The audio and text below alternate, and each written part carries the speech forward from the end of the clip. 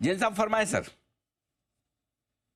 Yes sir, very good morning. Anil ji, आपने बहुत सही किया। बर्थडे बॉय को हमेशा स्पेशल ट्रीट करना चाहिए, मस्ट फील स्पेशल।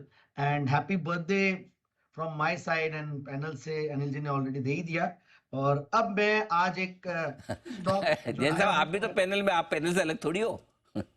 हाँ, यार मैं था नहीं Anil ji, I was not on air. नहीं नहीं, ऑन एयर भले बताओ, पैनल में तो सुमित जी को ऑब्जेक्शन है जी। सुमित जी लीजिए स्ट्रॉन्ग ऑब्जेक्शन। अच्छा अच्छा अच्छा, बोलिए बिल्कुल बोलिए। अनिल जी, आप ऑनलाइन हो कि ऑफलाइन हो? भाई साहब पैनल में तो हो ना। हाँ हाँ हाँ सुनील जी प्लीज, ये जो आपके हाथ में डंडा है उसको नीचे रख के बात कीजिए, हमें भी डर लग रहा है। क्या है आपका? अच्छा ओके, इतना लंबा पेन कौन रखता है डंडे जितना?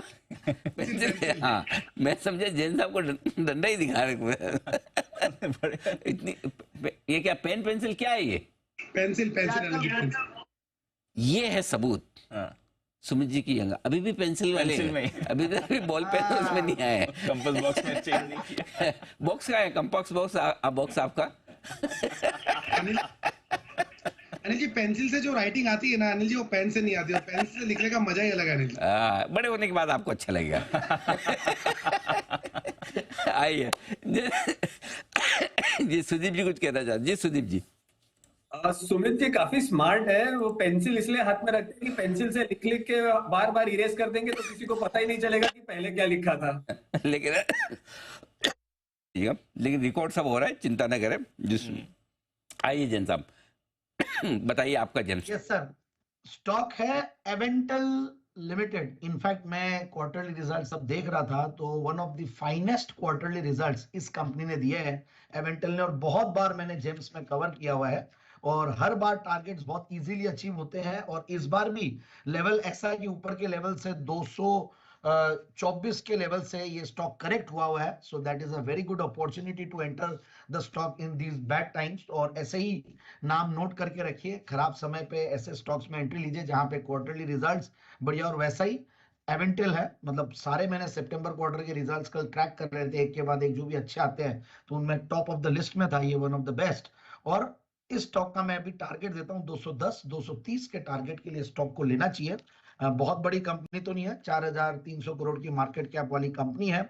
और अब मुझे जो सबसे बढ़िया लगा इनका क्वार्टरली रिजल्ट्स की एक बार मैं बात कर दूं तो बेहतरीन टॉप लाइन बढ़ के आई है, 54 करोड़ से 77 करोड़ की टॉप लाइन। सितंबर 2023 और 2024 को मैं कंपेयर कर रहा हूं।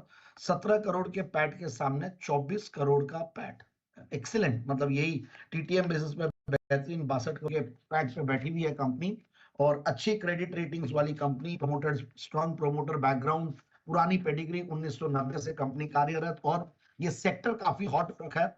देखिए, ये जो भी वायरलेस नेटवर्क, सैटेलाइट कम्युनिकेशन वाले और बहुत ज्यादा प्लेयर्स इस सेक्टर में लिस्टेड स्पेस में नहीं है, और जितने भी हैं वो लोग अच्छा ही कर रहे हैं। जैसे कि हमने एक बार अभी रिसेंटली तेजस नेटवर्क्स और ये सब भी दिया था। और अब ये कंपनी सबसे बढ़िया बात है, जिनको कैटर करती है वो क्लाइंटेल बहुत ही स्ट्रांग है, और जहां पे काफी सरकार की स्पेंडिंग और फोकस भी रहता है। और वो है Indian army, Indian railways, Indian air force, Indian navy, ISRO, इन सबको ये कंपनी अपनी सर्विसेज मुहैया करवाती है। काफी समय से ये कंपनी काम कर रही है। क्रेडिट रेटिंग्स देख रहा था, they were very good, in fact जिससे और भी कॉन्फिडेंस आता है। और बहुत ही strong return on capital employed है, मतलब 47-48% का return on capital employed. Return on equity 40% की, पिछले 3 साल में प्रॉफिट की कैगर 54%, और सेल्स की कैगर करीब 42-43%। तो इस तरीके की आगे भी विजिबिलिटी और भी बढ़िया है, ऑर्डर बुक बढ़िया है। और सब कुछ पढ़ने के बाद समझ में आया कि स्टॉक को बिल्कुल इन लेवल्स पे लिया जाना चाहिए। क्वार्टरली रिजल्ट्स मैंने बताया, फंडामेंटल्स बताए, तो ये सबको देखते हुए, और टेक्निकल्स भी इसीलिए बढ़िया है कि अपने इंपॉर्टेंट मूविंग एवरेजेस के आसपास कहीं ना कहीं कंसोलिडेट कर रहा है। तो इस स्टॉक को लेना चाहिए 210 230 के टारगेट के लिए।